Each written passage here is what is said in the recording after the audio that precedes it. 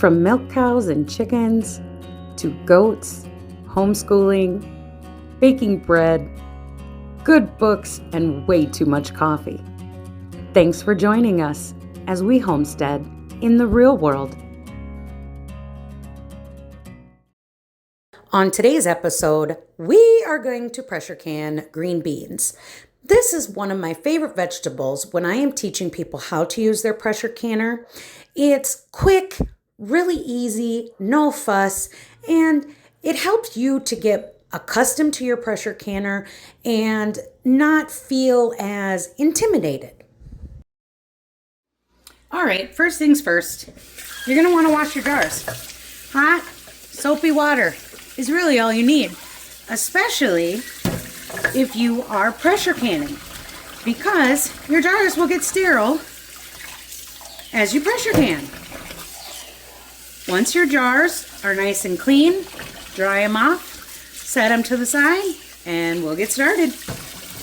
All right, you're going to take your nice, clean green beans, your washed jars, and all you're going to do is start packing it in there, okay?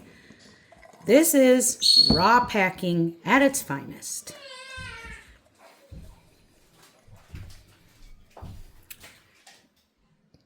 Very, very simple. Set it off to the side and do some more.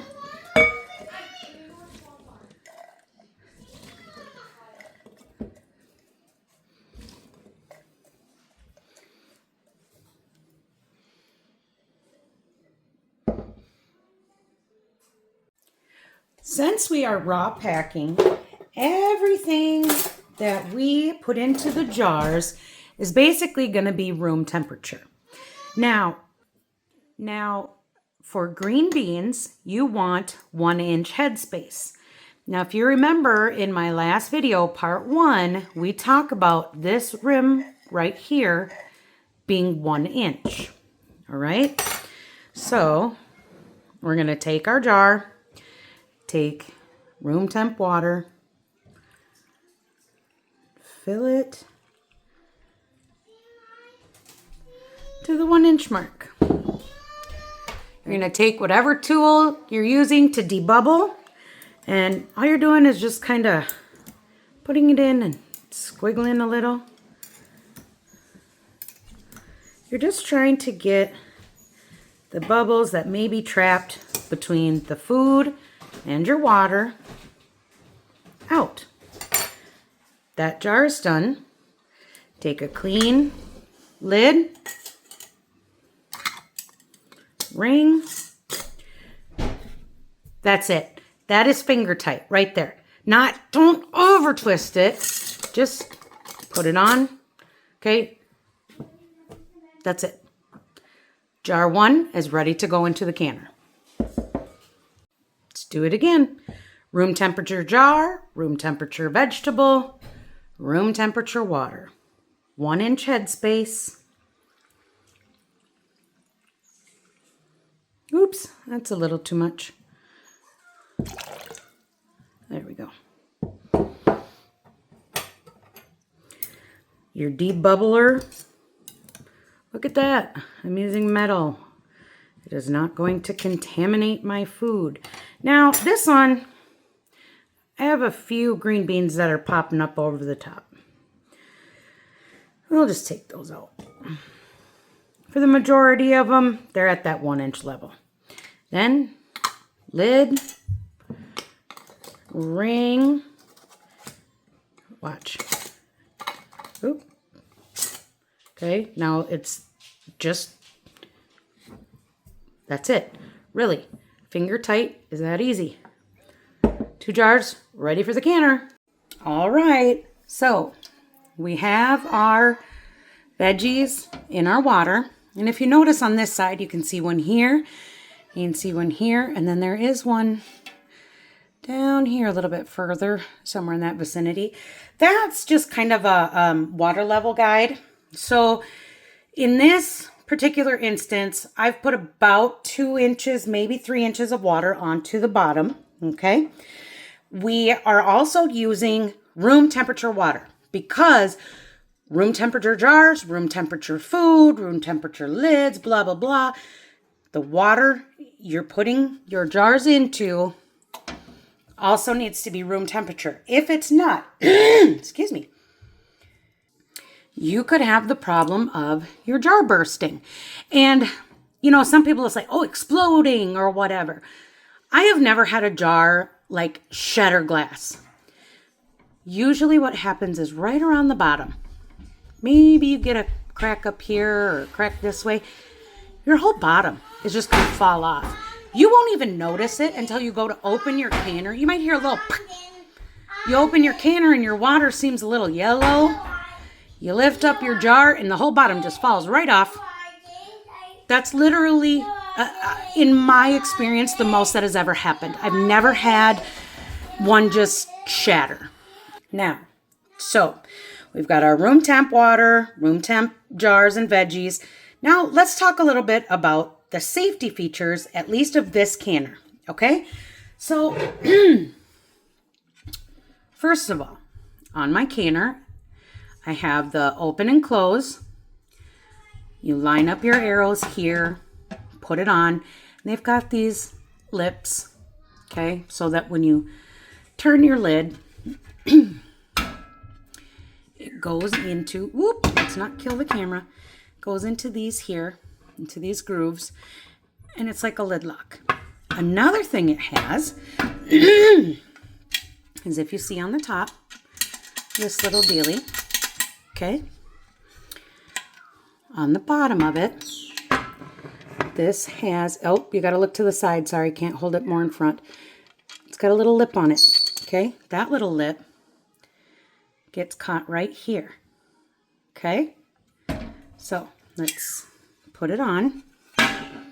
So you match up your arrows. We're looking over here now, guys. Match up your arrows. Twist it.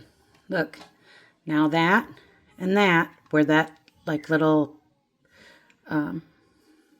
metal piece was, they're lined up. So when this pops up, that's another lid lock. So you have a lid lock going all the way around. You have your lid lock down here using this, okay?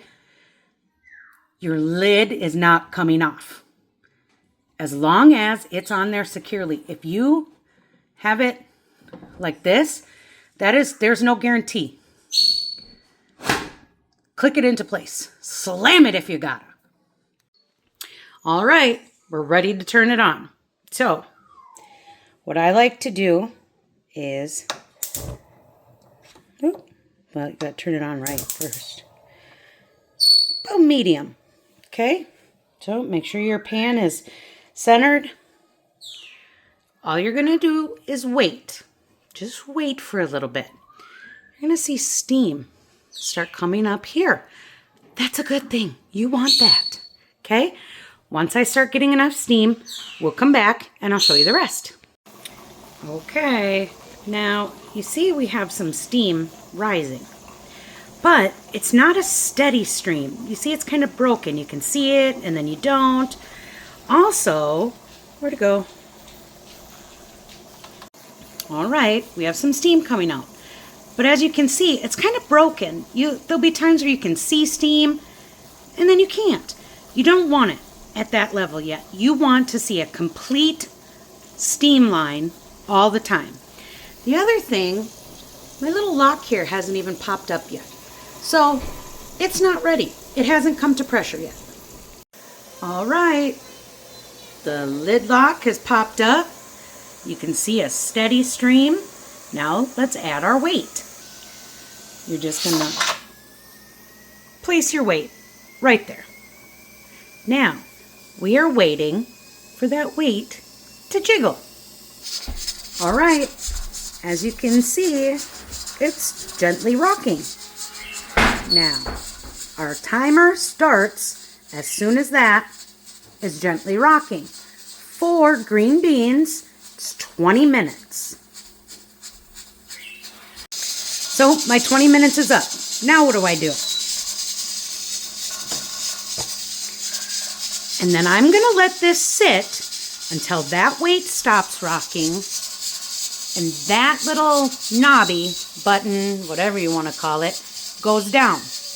I can also watch on my pressure gauge when it gets down to 0. You want it to release the pressure on its own. If you take that lid off or the weight off, you will hear it bubbling really, really hard and fast in there. You are going to get siphoning if you do that. You also have a better chance of breaking your jars. So all you're going to do is let this sit until it comes back to regular pressure on its own. All right, took roughly 20 to 30 minutes for this to come down to pressure on its own. So I'm at 0. This is done rocking. My little knobby back here is down. Let's pop this off. No steam is coming out. You are good to open your lid. Remember, yes, it's going to be hot. So just be careful. If you need to, grab you some pot holders.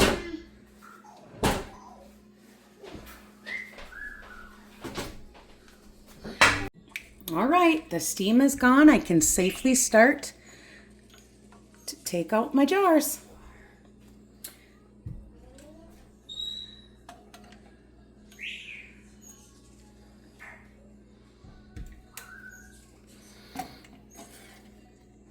Now, why did I put jars of water in there? All right, so here's the deal. It all basically comes down to scientific data and calculations and all the stuff that I know absolutely nothing about. But per my canning manual's recommendations, you should have 4 pints or 2 quarts every time you use the canner. Something to do with how they measure the pressure and all that happy good stuff.